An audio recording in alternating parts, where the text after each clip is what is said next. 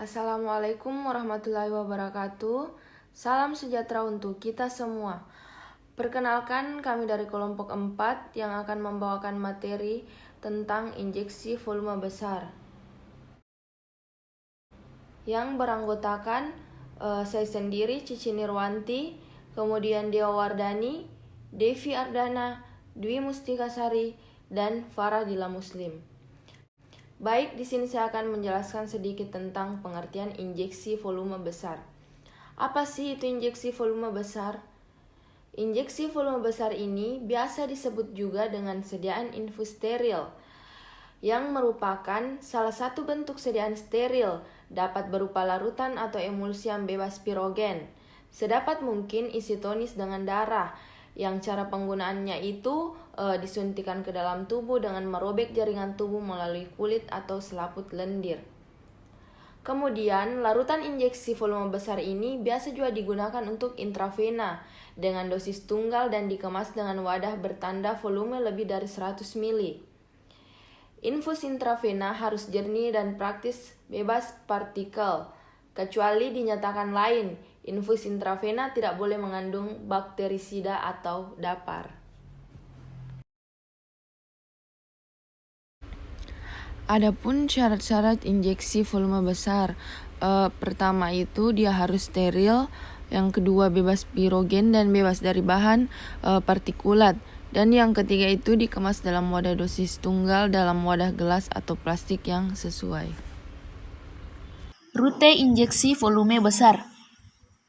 Yang pertama yaitu intravena. Adapun keuntungan dari rute ini adalah 1. Jenis-jenis cairan yang disuntikkan lebih banyak dan bahkan bahan tambahan banyak digunakan daripada melalui SC. 2. Cairan volume besar dapat disuntikkan relatif lebih cepat. 3. Efek sistemik dapat segera dicapai. 4. Level darah dari obat yang terus-menerus disiapkan. Yang kelima yaitu kebangkitan secara langsung untuk membuka vena untuk pemberian obat secara rutin dengan menggunakan situasi darurat yang disiapkan. Adapun kerugiannya yaitu 1. Gangguan kardiovaskuler dan pulmonar dari peningkatan volume cairan dalam sistem sirkulasi mengikuti pemberian cepat volume cairan dalam jumlah yang besar. 2.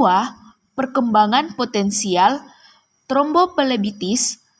Yang ketiga, kemungkinan infeksi lokal atau sistemik dari kontaminasi larutan atau teknik injeksi septik. Dan yang terakhir yaitu pembatasan cairan berair. Yang kedua yaitu subkutan. Nah, penyuntikan subkutan atau hipodermolisis menyiapkan sebuah alternatif ketika rute intravena tidak dapat digunakan. Nah, cairan volume besar secara relatif dapat digunakan, tetapi injeksi harus diberikan secara lambat.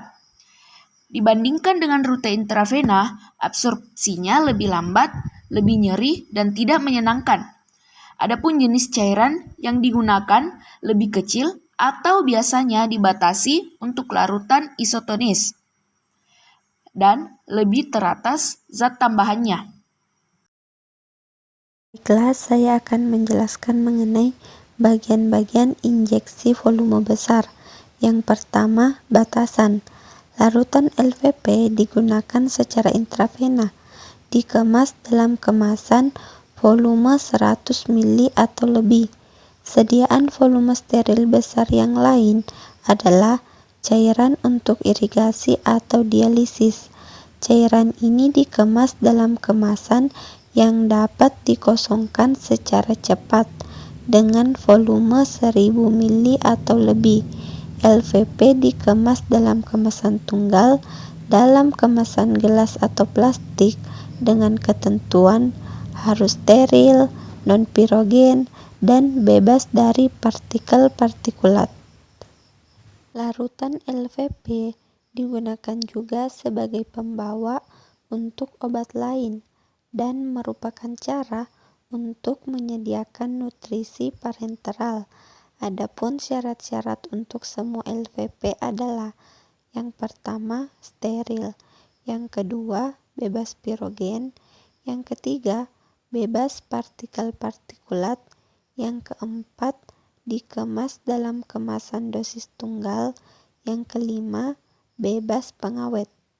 Volume tidak boleh melebihi 1000 ml atau kecuali untuk larutan irigasi. Kemudian yang kedua, non-pirogenik.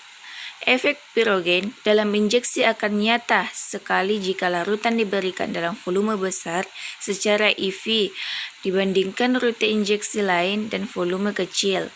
Kontaminan pirogen dalam sediaan LVP berasal dari 3 sumber utama.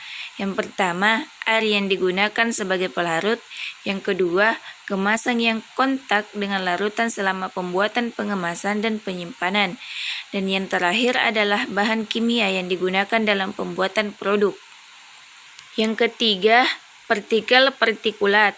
Partikel partikulat terdiri dari partikel yang terdapat dalam larutan LVP, berupa partikel yang berasal dari luar atau Partikel partikulat. Partikel partikulat dalam sediaan parenteral dapat berasal dari berbagai sumber dan aktivitas. Yang pertama, larutan sendiri dan bahan kimia yang terdapat di dalamnya. Yang kedua, proses pembuatan dan variabelnya seperti lingkungan, peralatan, dan personalia komponen kemasan yang berkontak dengan larutan LVP. Yang ketiga, unit dan alat yang digunakan untuk pemberian LVP. Dan yang keempat, modifikasi selama proses pembuatan sediaan selain lingkungan atau ruang preparasi sediaan. Yang keempat, kelebihan pengisian. Setiap larutan sediaan parenteral harus diisikan dalam jumlah berlebih untuk menjamin jumlah pemberian cairan secara lengkap. Kehilangan disebabkan oleh pengeluaran gelembung udara pada saat pemberian dan antisipasi tertinggalnya cairan dalam wadah yang digunakan selama proses pembuatan. Berikut beberapa contoh sediaan injeksi volume besar. Terima kasih untuk perhatiannya. Semoga video ini bermanfaat. Wassalamualaikum warahmatullahi wabarakatuh.